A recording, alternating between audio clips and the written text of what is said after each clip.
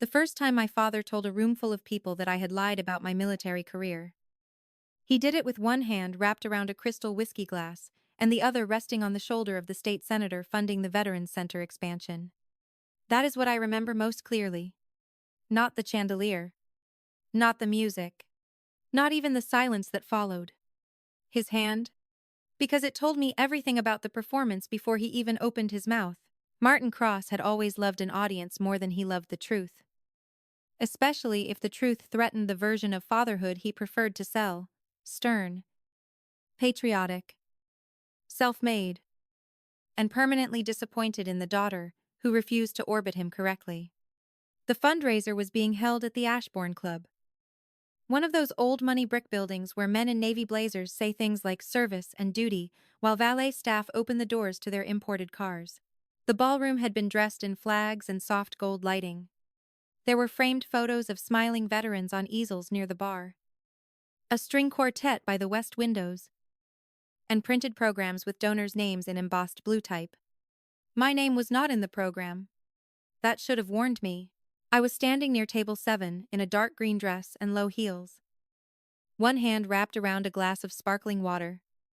When I heard Felicity Boone say, loudly enough for the cluster around her to hear, "Martin, is it true your daughter was in military intelligence?" She asked it with that glossy, a curious smile women like her wear when they are less interested in the answer than in how prettily the answer might embarrass someone. My father smiled immediately. That was the second warning. A decent man, even a difficult father, would have answered simply, or redirected. Or at the very least looked toward me before deciding whether my own history belonged to the room. Martin did none of those things. He laughed. Not warmly. Not proudly. A small, dismissive laugh. The kind men use when they are about to make a woman sound ridiculous while pretending it pains them to do so. "Oh, Evelyn does have a flair for reinvention," he said. A few people around him smiled politely. Not because they understood, but because wealthy rooms are trained to mirror the most confident face in them while the truth is still deciding whether to arrive. Felicity tilted her head. "So that's not true?" My father took a sip of whiskey. Then, without looking at me, I said, "Let's just say my daughter was never quite as important as she likes to suggest. There are insults that bruise. And then there are insults that strip a person in public. That one stripped. Because he didn't just question a detail. He challenged the whole thing. The years. The the deployments I never described unless directly asked. The work I avoided romanticizing precisely because people who've never carried burden love hearing burden narrated into something entertaining. He took a history I had kept spare and disciplined and turned it into vanity. Around us. The room began doing what rooms always do when humiliation enters in evening clothes, pretending not to freeze while freezing completely. A retired judge near the auction display stopped mid-sentence. A donor couple by the bar glanced toward me too quickly and then away again.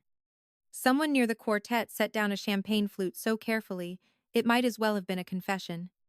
Still, I didn't move.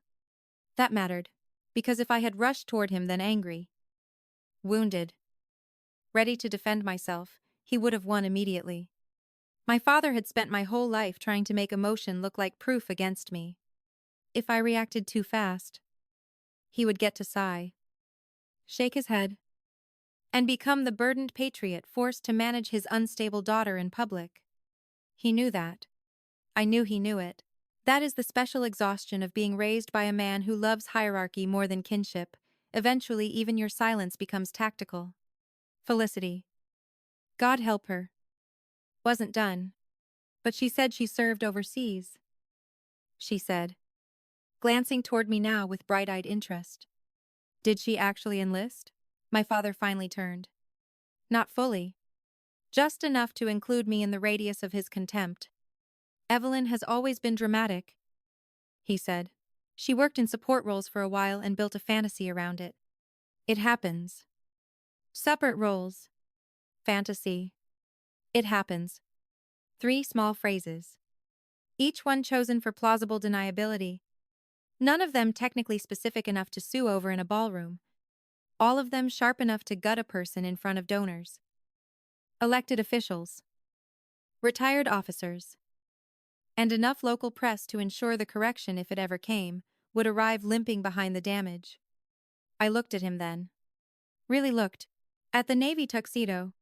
The silver at his temples he thought made him look statesmanlike. The flag pin on his lapel. The expression of mild regret he wore whenever he was enjoying himself most. And something in me went cold. Not broken. Measured.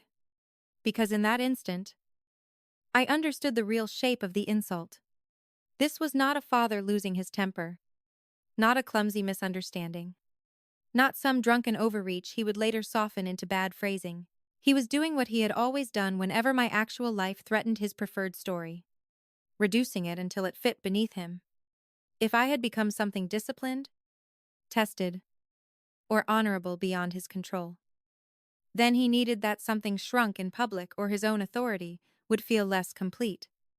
That was when I noticed the man standing near the back of the room.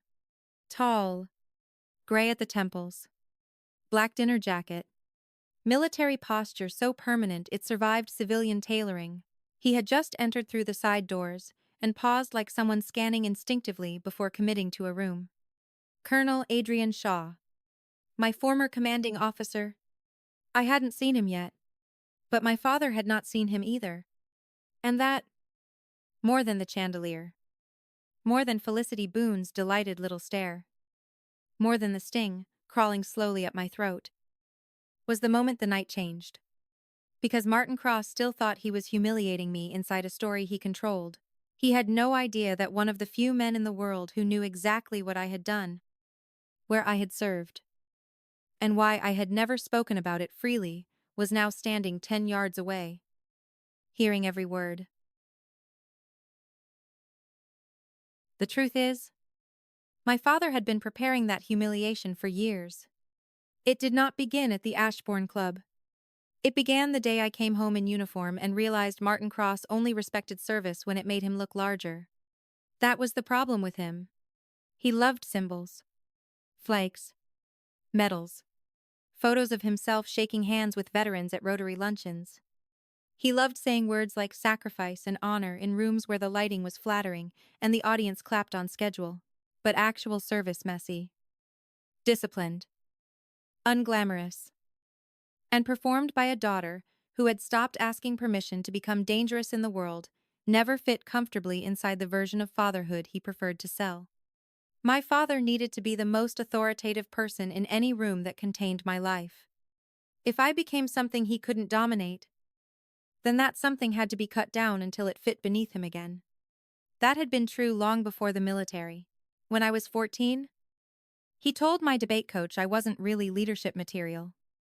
Then bragged to his friends when I won regionals. When I got accepted to Georgetown, he told relatives I had chosen it because I couldn't handle a real Ivy. Then framed the acceptance letter in his study as if he had authored the effort.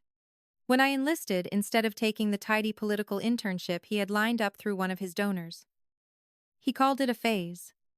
Then a rebellion. Then a waste. Then, once I stayed, he began referring to it publicly as Evelyn's support work. No matter what my file actually said, support work. That phrase followed me like a stain. Not because support roles are shameful. They aren't. Every competent military structure in the world depends on people doing the things loud men rarely notice until they fail. But that was not how my father used the phrase. He used it the way some men use little job or helper or administrative. He used it to reduce scale, to imply that whatever I had done could not possibly carry the weight he heard in my silence. Because that was the other thing about Martin Cross. He did not believe in quiet competence. He believed in visible dominance.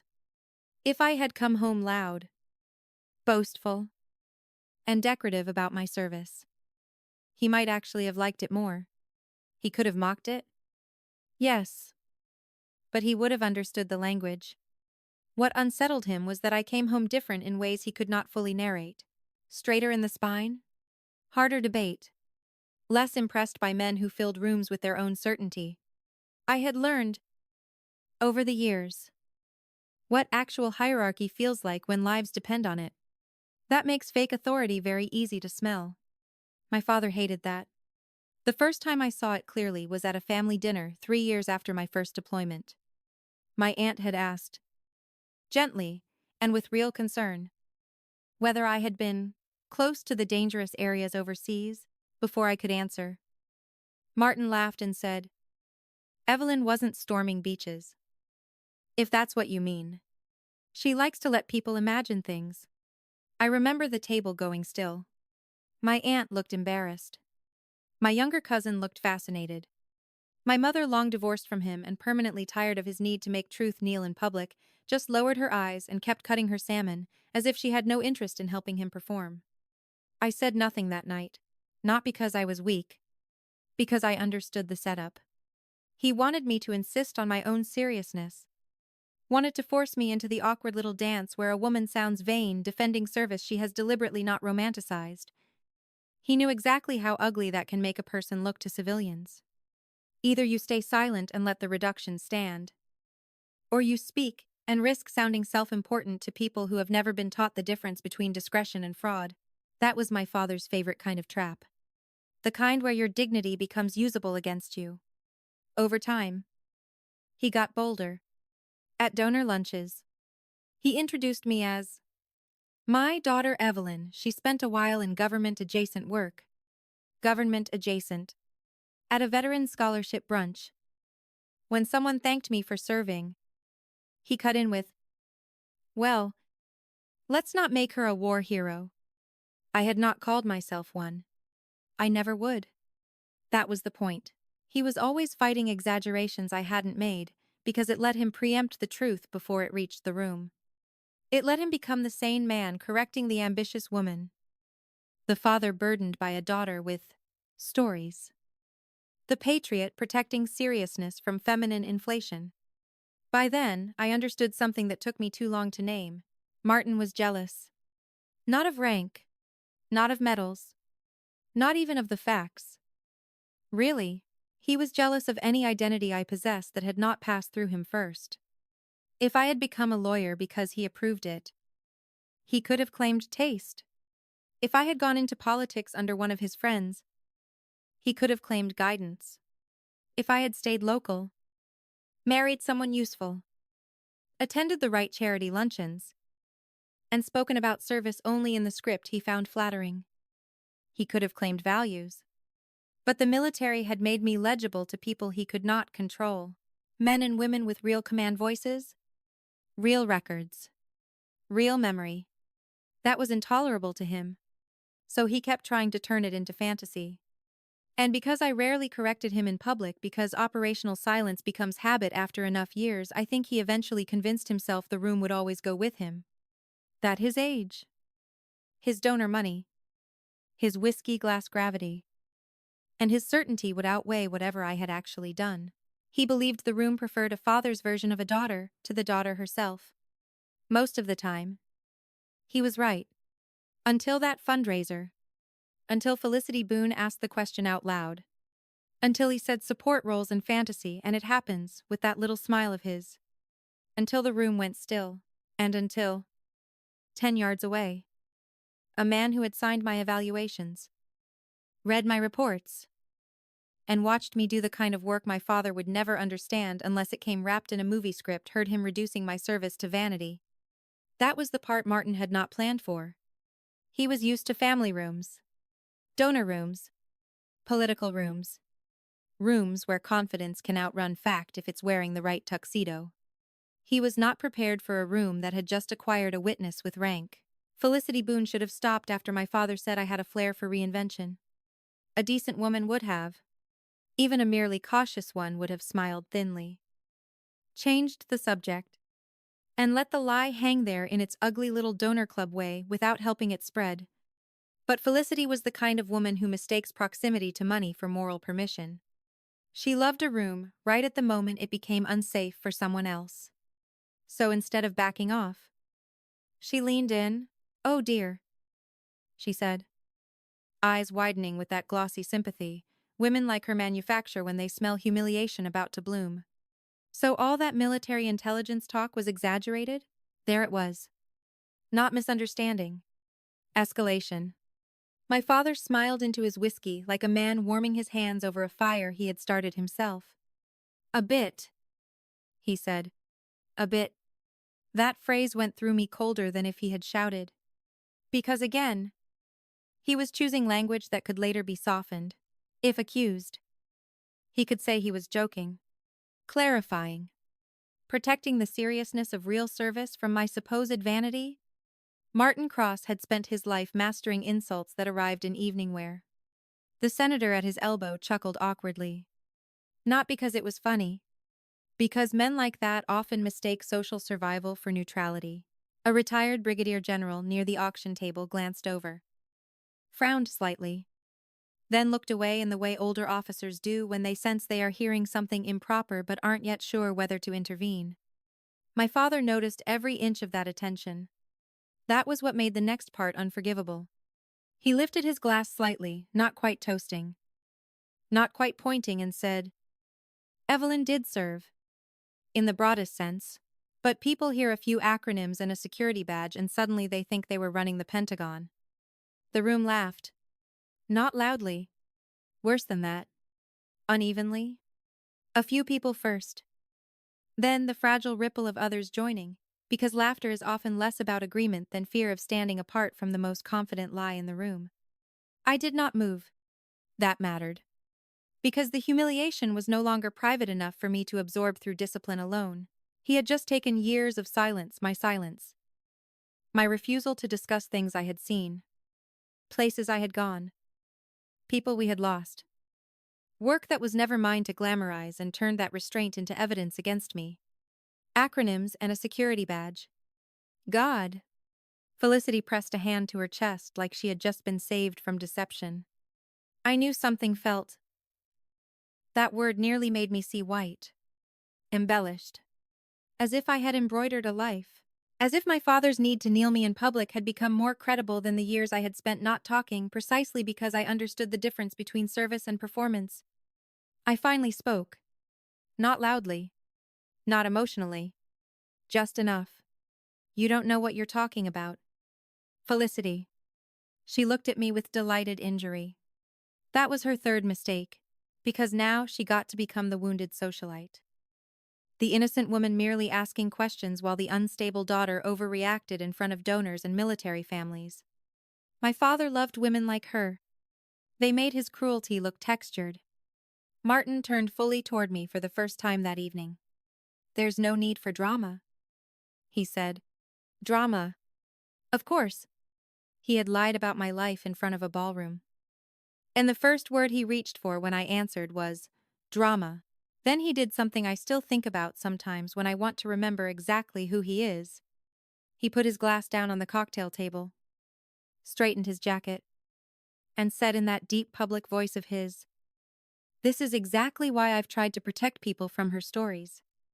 Evelyn confuses proximity to serious work with having done serious work. That was the line. That was the one that crossed the threshold. Not because it was the worst sentence a father can say. Men like Martin reserve a special cruelty for daughters they cannot fully own.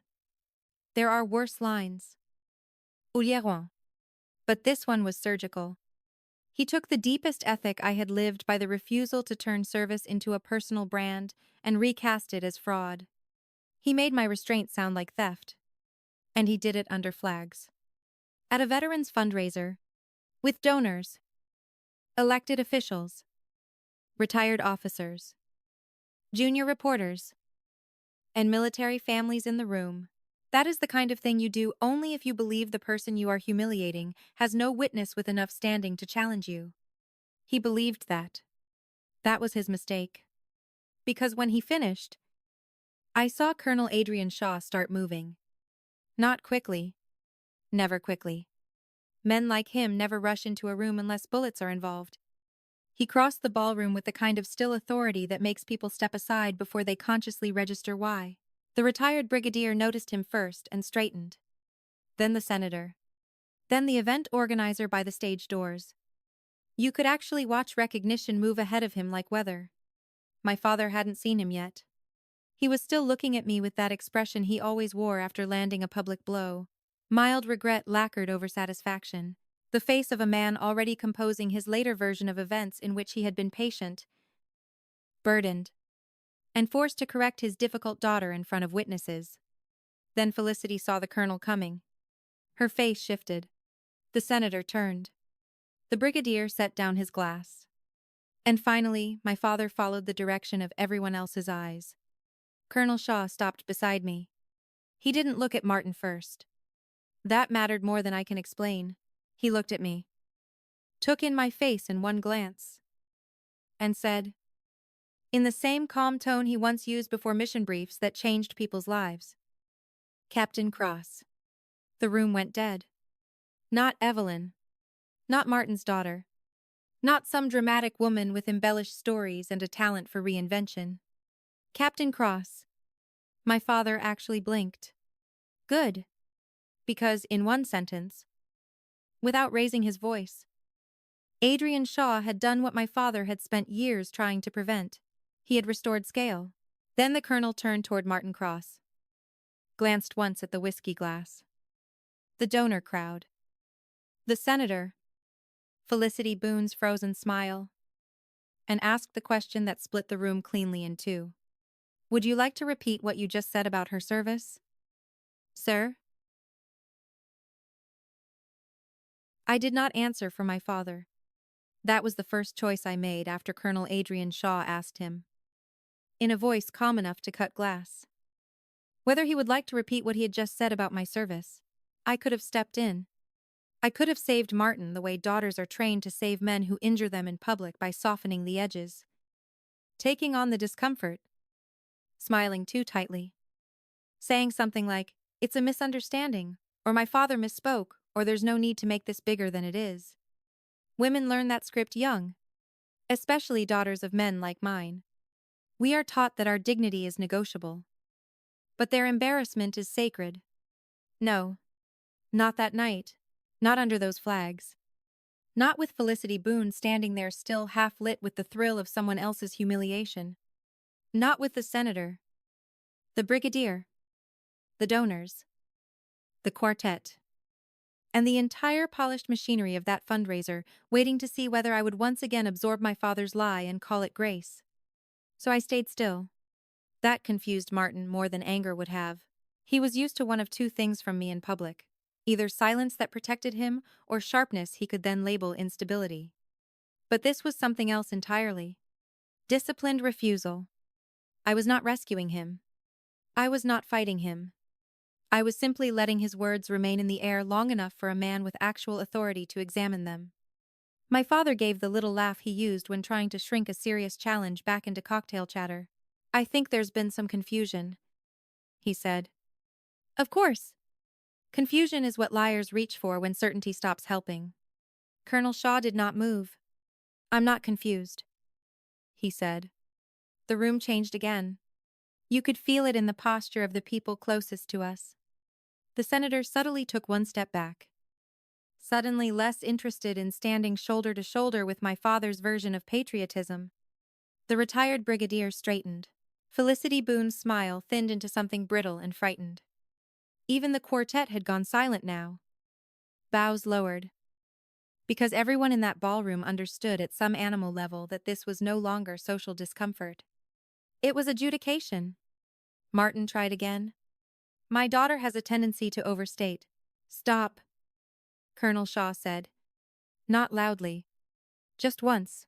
But men like my father, who have spent their entire lives mistaking volume for command, always look slightly stunned when real command enters a room and doesn't need to perform itself.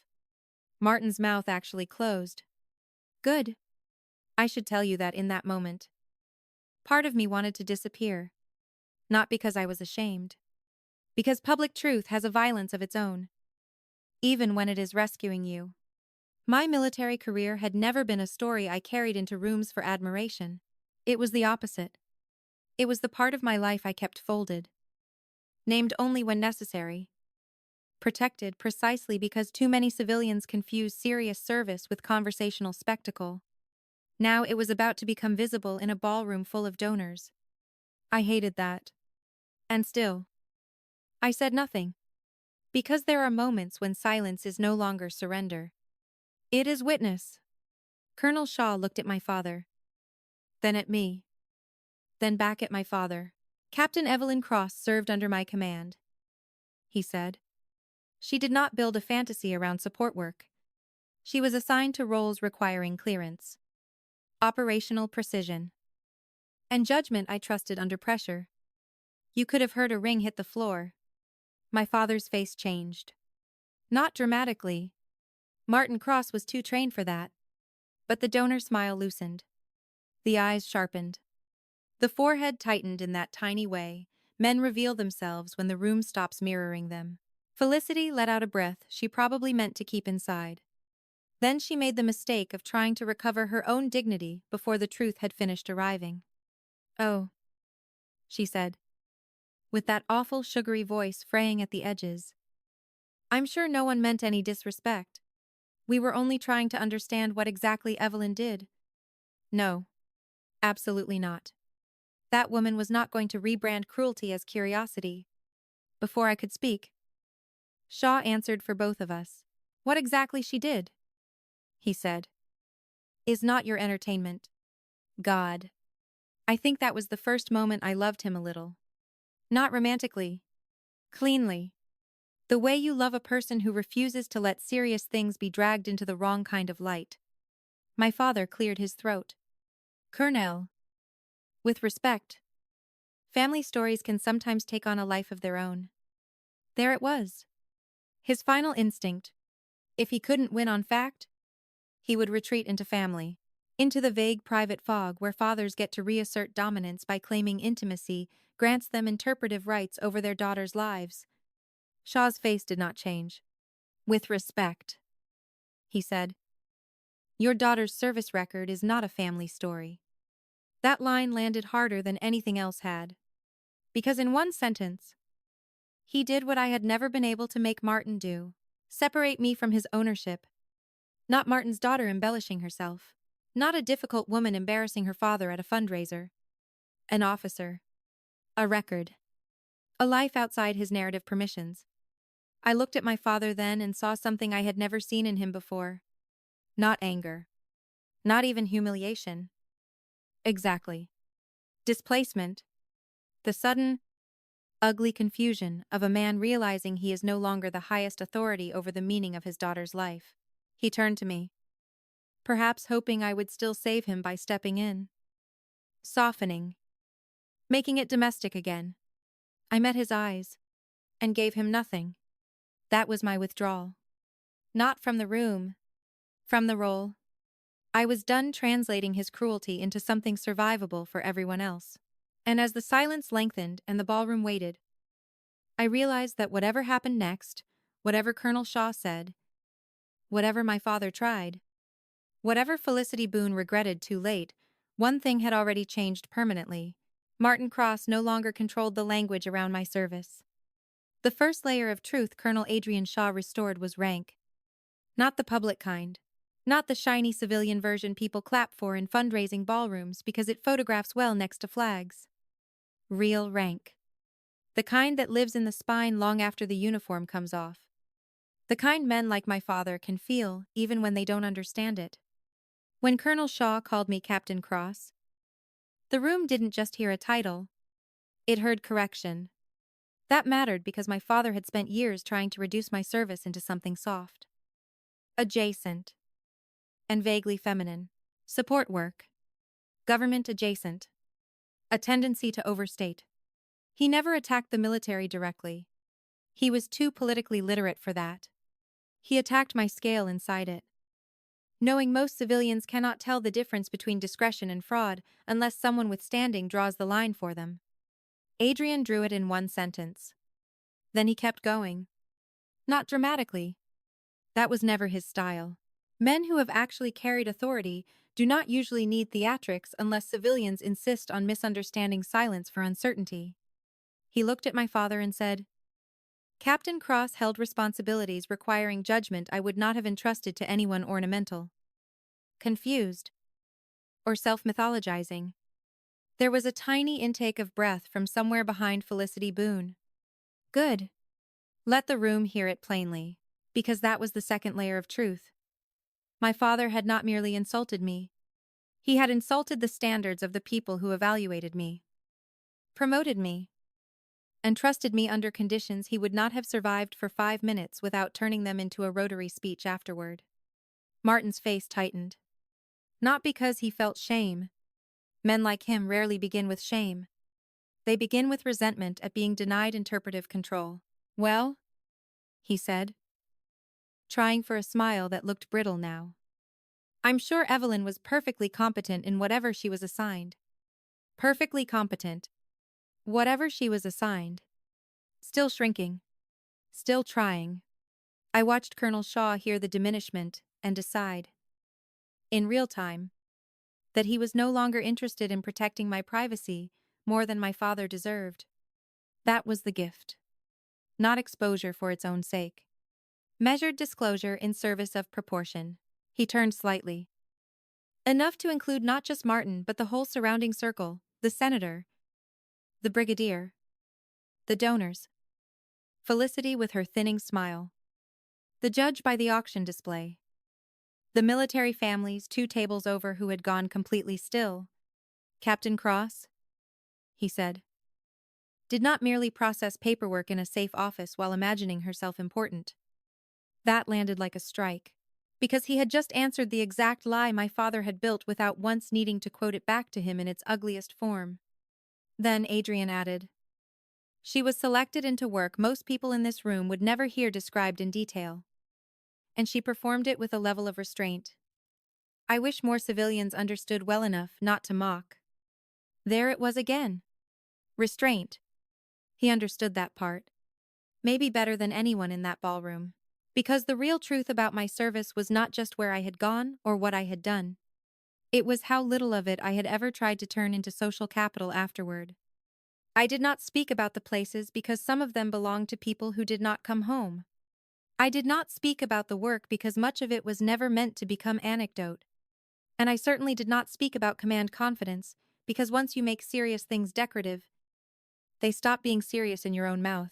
My father had always counted on that ethic. Counted on the fact that I would rather be misunderstood than vulgar. What he had not counted on was someone else naming that silence correctly. The third layer of truth came from the brigadier. I didn't know him well. We had never served together. But after Shaw spoke, the older man straightened, looked at me with new attention, and said, Cross, were you attached to the Harriman brief in Al Udaid? I looked at him. Yes. Tease. His brows rose. Then, slowly, he looked at my father. Not angrily. Worse than that. With the dull disgust of a man realizing he had just listened to a civilian belittle service he was not qualified even to describe. That was the point where the room started reorganizing itself around the truth. You could see it. The senator removed his hand from my father's shoulder. Felicity stepped back half a pace. As if distance might preserve innocence. The judge no longer looked away. He looked directly at Martin. Which is what men do when they decide someone's social cover has thinned enough to permit moral clarity. And still my father kept trying. He laughed again. But there was no ease left in it now. I think we're all getting a little carried away. My point was simply that Evelyn sometimes lets people assume she was. No, Shaw said. Just that. Then, your point was to call your daughter a liar. In a room built to honor service. God, that line cut cleaner than anything before it because it stripped the whole scene down to its actual bones. Not family tension. Not concern. Not confusion. A father calling his daughter a liar beneath flags. And then came the layer of truth I had spent years trying not to need from anyone else. Adrian looked at me not long. Just once and said to the room, Captain Cross declined public commendation twice under my command. If she wanted applause, she had easier opportunities than inventing a record. That nearly undid me. Because it was so exact. He was not just defending what I had done. He was identifying the shape of my character inside it. I had refused certain mentions, declined certain visibility, stepped away from certain ceremonial moments because the work belonged to more than me, because some praise felt indecent given who we had lost. Because there are kinds of recognition that taste wrong in your mouth once you know the cost behind them. My father had taken that restraint and tried to weaponize it as absence. Now, standing in the ballroom of the Ashbourne Club with donors, officers, press, and family friends listening, my former colonel had done something I hadn't realized I needed this badly. He had translated my silence into evidence of integrity instead of emptiness. That changed everything. Because once the room understood that I had not been loud because I was disciplined, not vague because I was dishonest, not modest because there was nothing to say, but contained because there was too much, my father's version of me began collapsing under its own cheapness. He had tried to make me sound inflated. Instead, the room was beginning to understand that I had been smaller in speech than my record required. And men like Martin Cross never know what to do when the daughter they called dramatic turns out to have been merciful. The panic in my father did not look like panic at first. It looked like irritation. That is how men like Martin Cross unravel in public. They never begin by appearing frightened. They begin by acting inconvenienced, that reality has failed to support them with enough obedience. He gave Colonel Adrian Shaw a tight little smile and said, "I think we can all agree this is becoming unnecessarily dramatic." There it was again. Drama. His favorite word for any truth that arrived in a female body. But the room no longer accepted the translation. That was the escalation. Not louder voices. Not me suddenly delivering a speech. The room shifting its weight away from him. The senator was no longer touching his shoulder. Felicity Boone had retreated just enough to make her earlier enthusiasm look accidental. The retired brigadier had squared himself toward Colonel Shaw. Not my father. Even the event staff near the stage had stopped pretending they weren't listening. When a ballroom full of donors, officers, and politicians begins silently deciding who has legitimacy, the loser usually knows before anyone says it out loud. Martin knew. That was why he started talking faster. "You must understand," he said, now addressing the wider circle, instead of Shaw directly. "Evelyn has always had a tendency to let people infer things. As a father, I've simply tried to keep expectations realistic. As a father, there, his fallback position. If he could not dominate the truth, he would retreat into relationship, into blood, into the ancient civilian idea that fatherhood grants permanent interpretive rights over a daughter's life." Colonel Shaw did not take the bait. "Realistic?" he said. "You called her a liar?" The bluntness of that word hit the room harder than anything else had. Because until then, my father still had a little cover in phrasing. Reinvention. Support roles. Fantasy. Overstate. All elegant enough to wear in front of donors. But liar strips the tailoring off a thing. It drags meaning into the open, where no one can pretend not to recognize it. Martin's jaw shifted. I did not use that word. No. He hadn't. He had done worse. He had built the shape of the accusation and made the room speak it for him. Felicity Boone, of course, sensed danger and tried once more to save herself by acting small and well-meaning. "I'm sure this is just a family misunderstanding," she said. "No one here would ever intentionally disrespect military service. That line would have worked in another room. Not this one," the brigadier answered before Shaw could. "Ma'am?" he said, voice dry as paper. "That is exactly what happened. Beautiful." You could see the blood leave her face. And now the panic began spreading properly. Not to me. To my father. Because Martin had built this scene on one central assumption: that no one with enough standing would challenge him hard enough to make the room choose. He thought my silence would protect him. Felicity's social instinct would amplify him. And everybody else would prefer comfort over correction. Instead, the room had started accumulating witnesses. That is fatal to men like him. He turned toward me then, which told me he was getting desperate. When he could no longer manage the room, he reached for the old internal hierarchy. The family one. The one where my presence was supposed to still soften him into authority. "Evelyn," he said, with false patience. "Why don't you explain to everyone what you actually did? So we can stop pretending this was something it wasn't?" There it was. Another trap. Speak. And I risk sounding like I am performing my record for civilians. Stay silent. And he tries once more to frame my silence as evasion. 10 years earlier, maybe even 5, I would have stepped into it. I would have tried to save the truth in the language he permitted. I would have explained too much, too carefully, and hated myself afterward for making serious things available to the wrong kind of gaze. Not anymore. I looked at him and said, "No." Just that. The word landed hard because it was so small. No speech. No defense. No trembling explanation. Just no.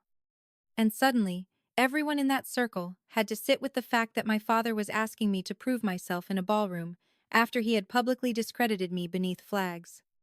That looked ugly even to people who badly wanted not to judge him. Colonel Shaw stepped slightly forward. Not threatening. Just enough to make the line of authority visible. "She doesn't owe this room operational detail," he said.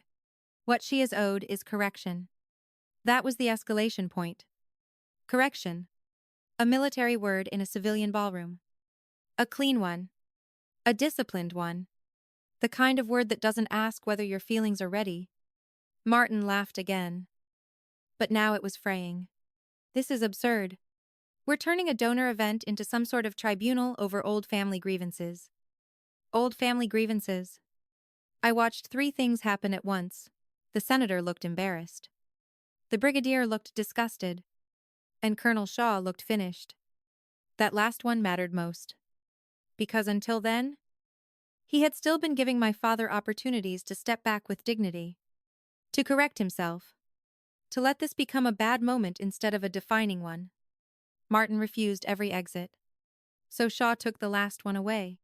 "Very well," he said. "For the sake of this room, Captain Evelyn Cross served overseas under command conditions requiring trust, clearance, and performance standards that would have removed her immediately if she had fabricated anything about her record. She did not." Silence. Then he added, with perfect calm, "And if you'd like, I can name the command structure involved." That was when my father truly panicked. Because names mean verifiability. Names mean records. Names mean his pretty little cloud of insinuation was about to be nailed to specific institutions. Specific authority.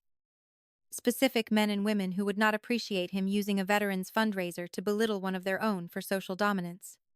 "No need," Martin said too quickly. "There." The room heard that. No need. After all his certainty, all his whiskey glass confidence, all his little reductions and half-laughing corrections, suddenly there was no need. The senator took another step away. Felicity stared at the floor. Someone near the bar actually muttered, "Jesus Christ." And my father, who had begun the evening with one hand resting on a powerful man's shoulder and the entire room arranged around his version of reality, now stood slightly apart from everyone, trying to look inconvenienced while his authority leaked out of him by the second. He still did not fully understand it. That was the most satisfying part. He thought this was becoming uncomfortable. He had not yet realized it was becoming irreversible. The reveal became public because Colonel Adrian Shaw refused to keep speaking in civilian shorthand. That was the key. He could have left it at rank, at trust, at discipline. That alone had already rattled my father and split the room away from him. But Martin Cross was still standing there in his tuxedo and donor confidence. Still trying to act as though this was merely an awkward family misunderstanding, inflated by military male pride and my supposed need for drama. He needed the room to believe the details were too murky for judgment. So Adrian took the murk away. He looked at my father once. Then at the senator. Then at the retired brigadier. And finally, at the room as a whole. The widows. The board members for the Veterans Center expansion. The event staff pretending not to listen. Felicity Boone shrinking beautifully into her own sequins. Then he said, "For the avoidance of any further insult, I'm going to be precise. You could feel the ballroom harden. That sentence changes a room." Martin knew it too. He lifted one hand slightly, as if trying to interrupt without looking panicked. "Colonel? Really? There's no need to—" "There is," Adrian said. Then he turned toward me and asked, "Captain Cross, do I have your permission to identify your role in broad terms?" That nearly broke me. Not because of the question itself. Because he asked it.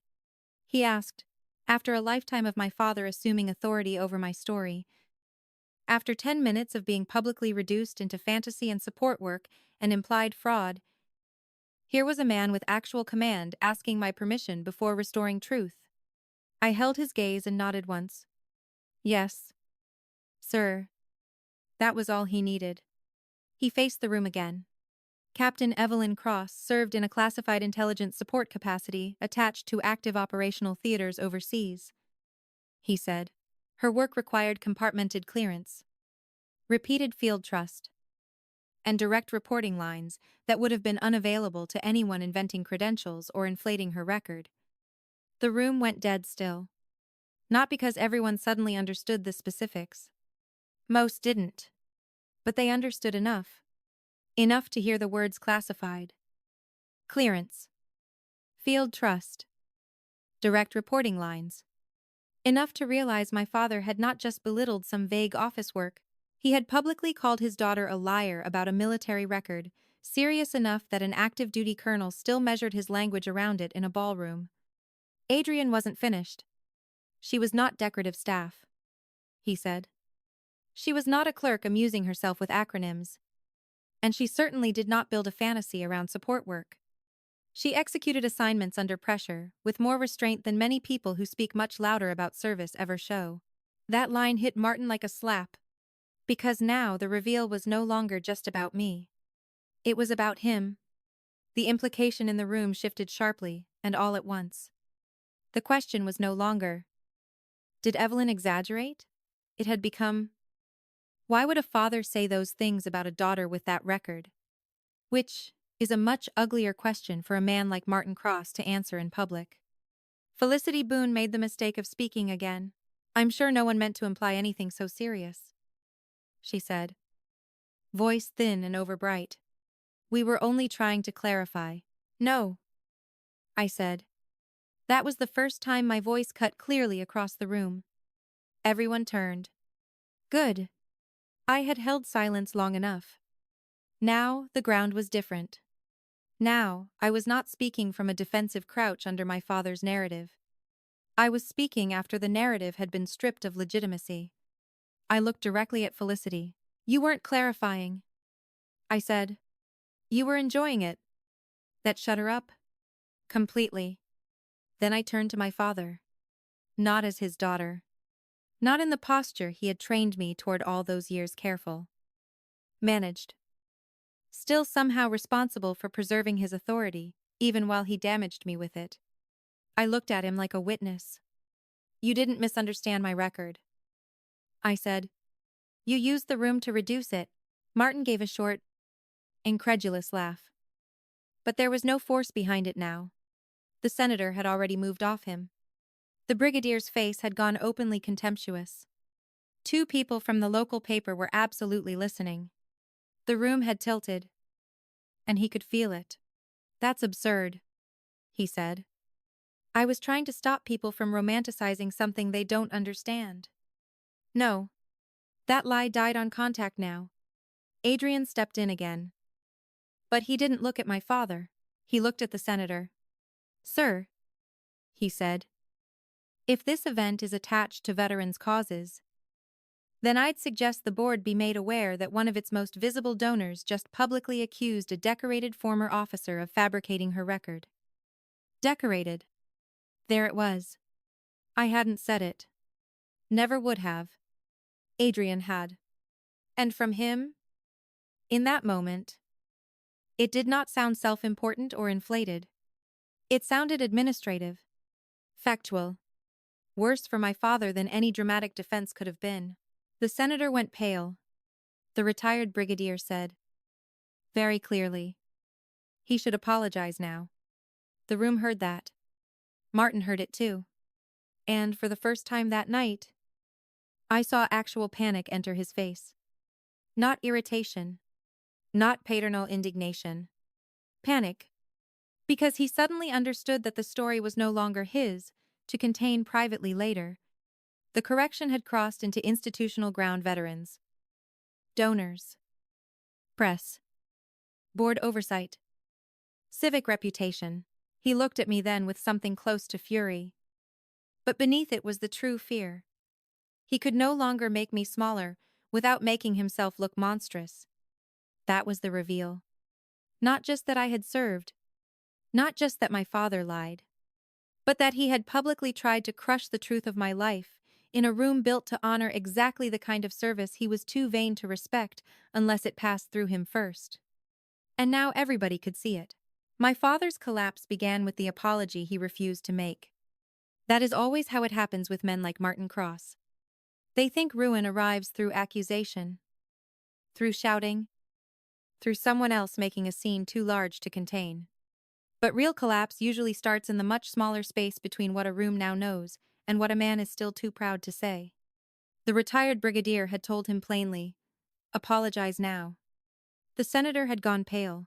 Felicity Boone had turned into a statue made of bad judgment and sequins. Colonel Adrian Shaw stood beside me like a line no one in that ballroom was going to cross twice. And still my father chose arrogance.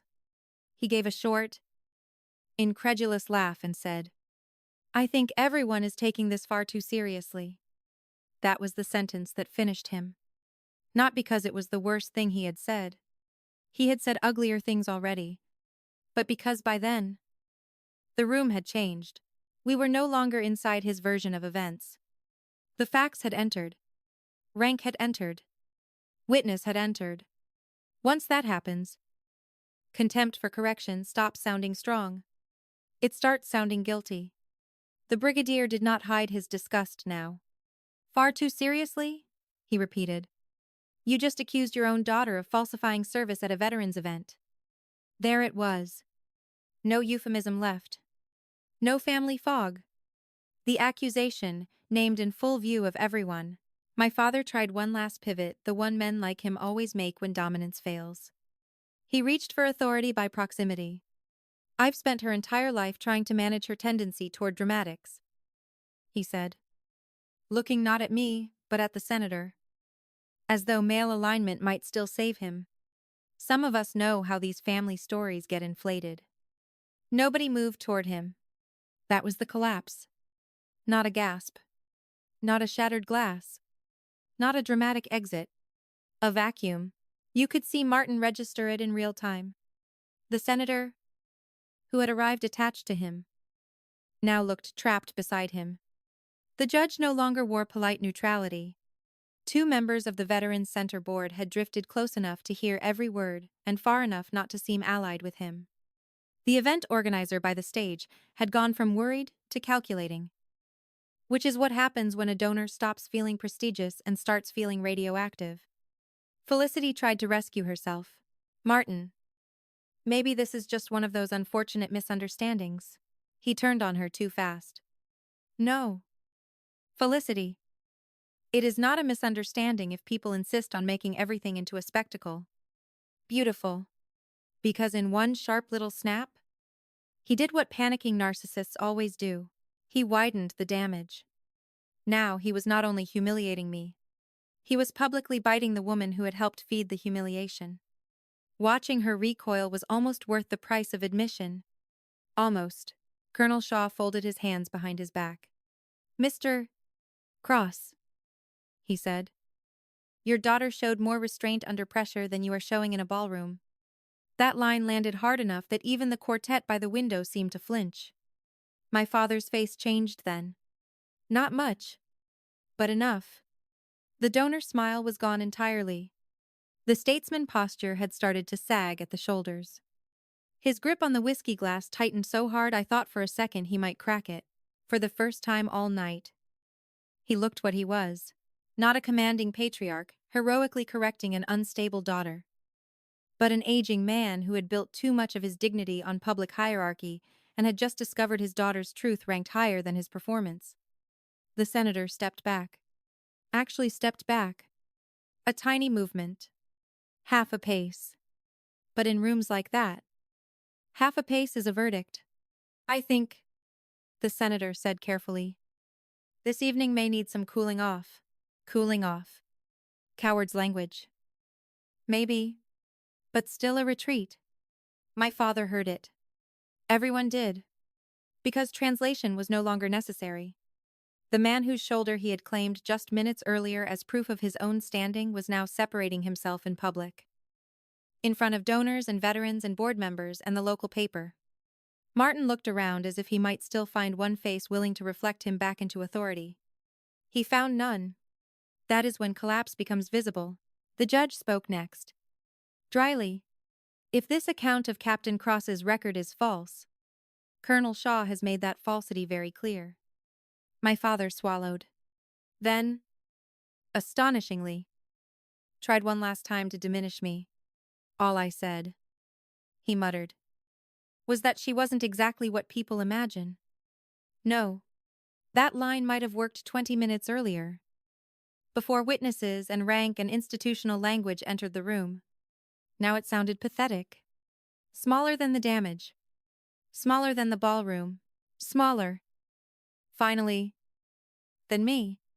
I looked at him and felt something unexpected. Not triumph. Measurement. For years. My father had seemed enormous because I kept meeting him from the position of daughterhood. Which distorts scale.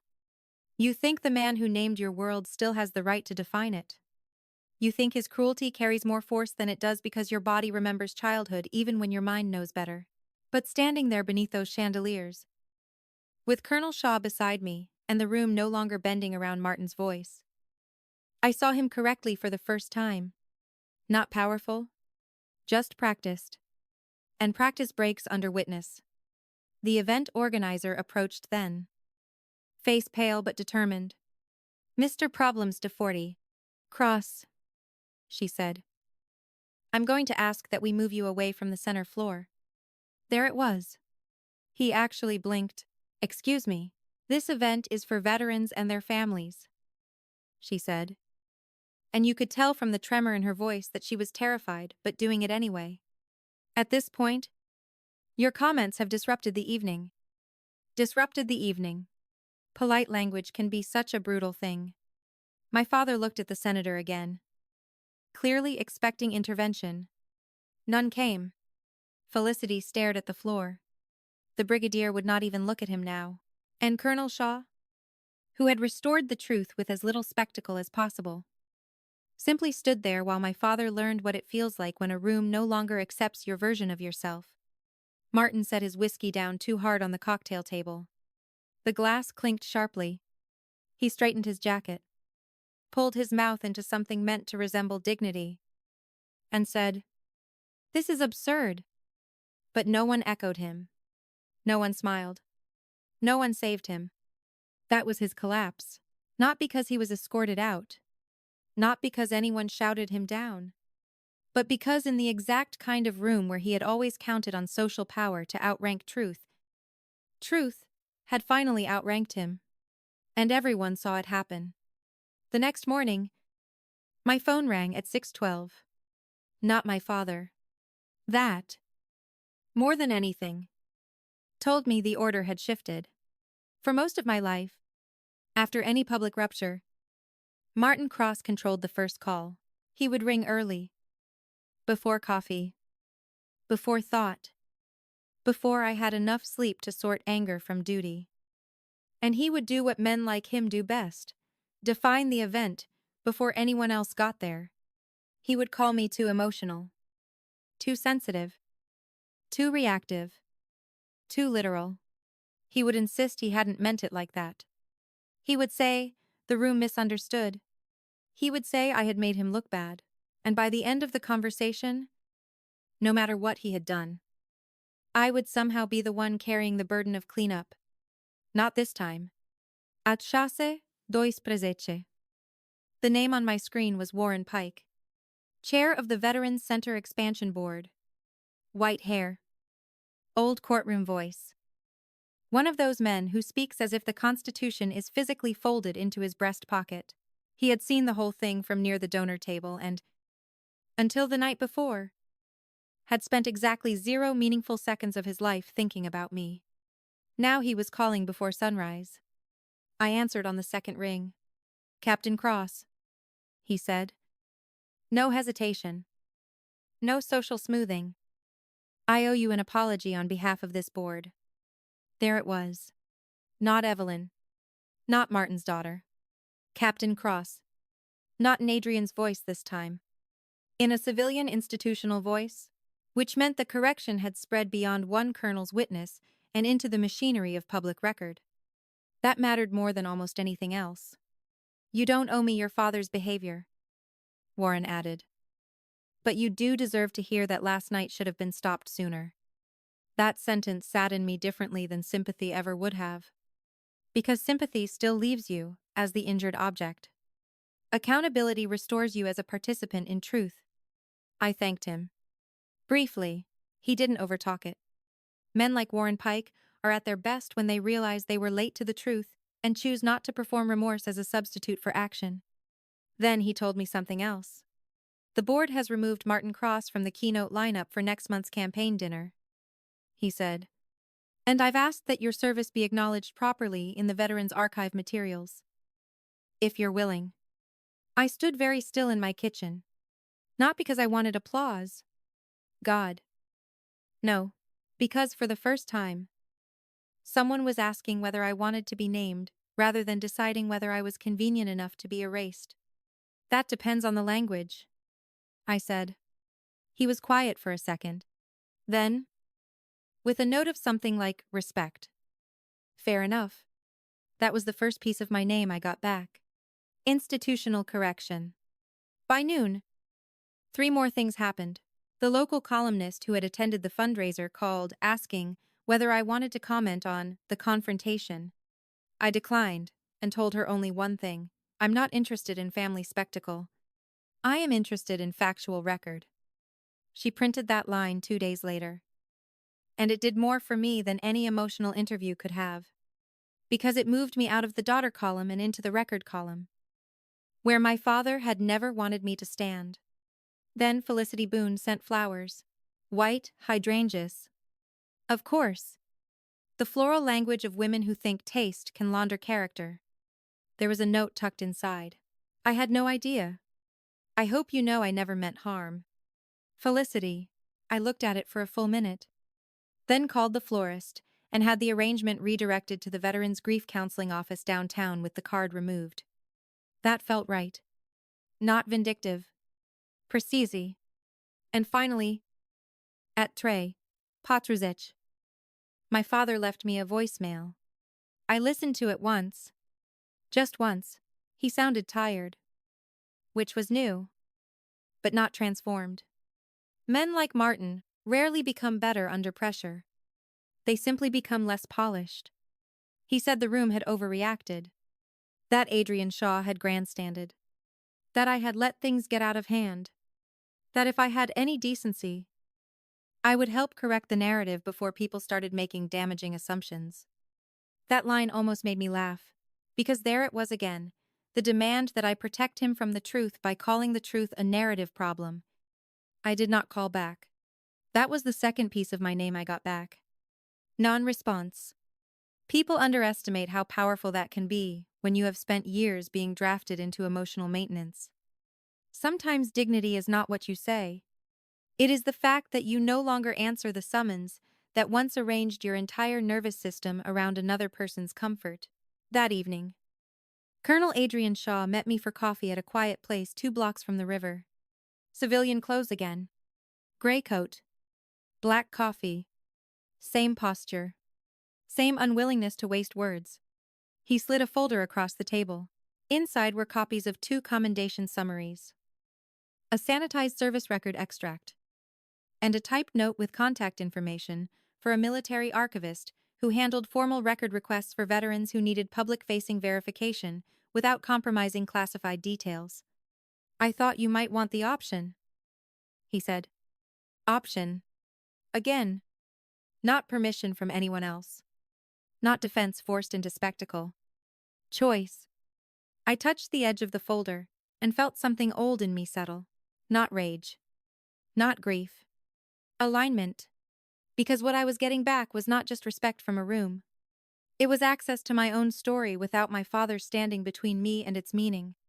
I spent a long time acting like silence was always the honorable choice. I said. Adrian looked at me over the rim of his cup. "Sometimes it is," he said. "Sometimes it's just leaving the microphone to the wrong person." That line stayed with me. Maybe it still will years from now. Because he was right. I had not been wrong to protect certain parts of my service from the cheap appetite of civilian storytelling. But I had been wrong to let my father treat that discretion as vacancy. Wrong to assume that keeping my own dignity meant letting him define the terms of it publicly. No more. By the end of that week, the Veterans Center Board had corrected its materials. My father's name had disappeared from 2 campaign features. Warren Pike sent me the draft acknowledgement language before publication. And when he asked how I wanted to be listed, I gave him 5 words only. Captain Evelyn Cross.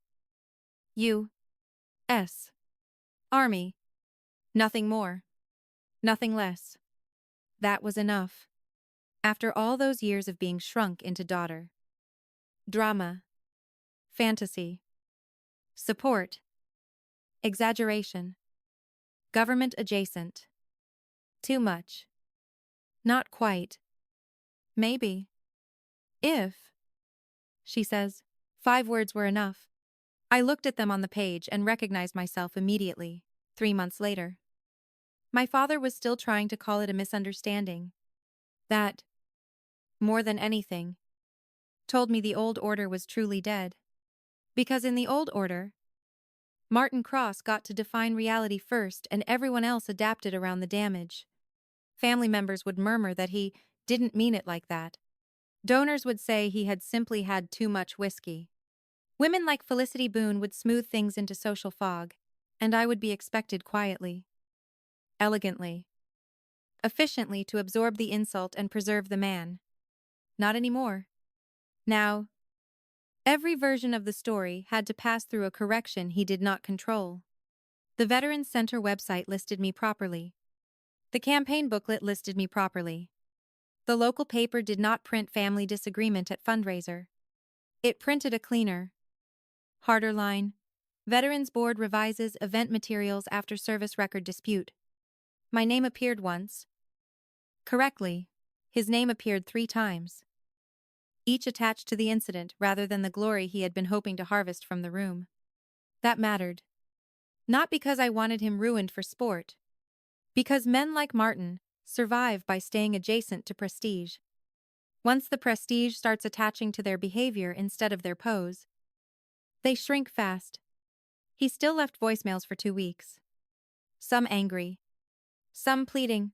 Some trying to sound like a father burdened by a daughter who refused to let private things stay private. That phrase came up often. Private things.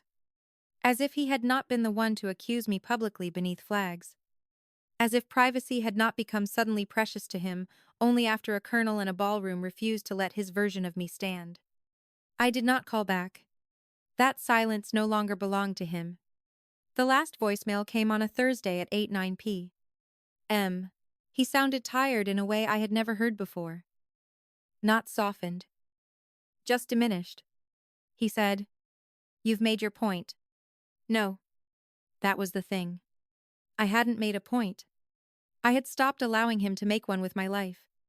I deleted the message and blocked the number. Not dramatically. No shaking hands. No speech to myself in the kitchen. Just one press of the screen and then quiet. That was the truest ending between us. Not reconciliation denied. Access removed. As for me, the new order was not loud. People always imagine dignity restored should feel cinematic. It usually doesn't. Usually it feels administrative at first. Corrected language. Fewer flinches. A document arriving with your name where it belongs. A room addressing you properly. A father's voice no longer rearranging your nervous system from a distance. Then, slowly, it becomes peace. I started volunteering twice a month at the Veterans Transition Office downtown. Nothing glamorous. Intake support. Resource coordination. Quiet work. The kind I had always respected more than speeches. Some of the younger staff knew my record only in outline. Which was how I preferred it. Captain Evelyn Cross. U.S. Army. Enough said. If more was needed, it was provided with context, not appetite. Colonel Adrian Shaw and I met for coffee twice after that. Nothing dramatic there either. Two people who understood the difference between recognition and spectacle. On the second visit, he said, almost casually, "You carry less like a daughter now." I knew exactly what he meant. Because that was the real new order. Not that my father lost face in a ballroom. Not that Felicity Boone learned too late that curiosity can become complicity in heels. Not even that a room full of donors and veterans had to watch truth outrank money and family performance. The new order was this. Martin Cross was no longer the ranking authority over the meaning of my life. He did not get to translate my service into fantasy. He did not get to shrink my silence into emptiness. He did not get to call me dramatic when what he meant was uncontrollable. And he did not get to use fatherhood as a permanent security clearance into my identity. I took my name back. I took my record back. I took the scale of my own life back from a man who had depended on me staying half visible so he could feel full-sized. A month ago, I attended another fundraiser. Smaller venue. Better people. Veterans Education Grant Dinner. No chandeliers. No string quartet. Just clean lighting. Honest food. And the kind of room where service is treated with respect instead of used as decoration. Warren Pike introduced me briefly before a panel discussion. He said only, "Please welcome Captain Evelyn Cross. I.O.S. Army." Nothing else. No inflated adjectives. No sentimental daughter language. No story stretched into spectacle. I stood, nodded once, and took my seat. That was enough. That was everything. Because the woman my father had tried to reduce in public now occupied rooms under her own name without explanation, without apology, and without needing anyone's permission to be believed. And Martin? He is still somewhere telling softened versions of what happened. I'm sure. Men like him do not stop narrating themselves just because the room changes. But the room did change. That's what matters. The record changed. The witnesses changed. I changed. He thought he could call me a liar and make the truth smaller than his voice.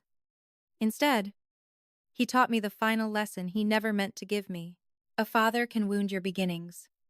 He cannot outrank your earned life unless you keep saluting him. I don't anymore.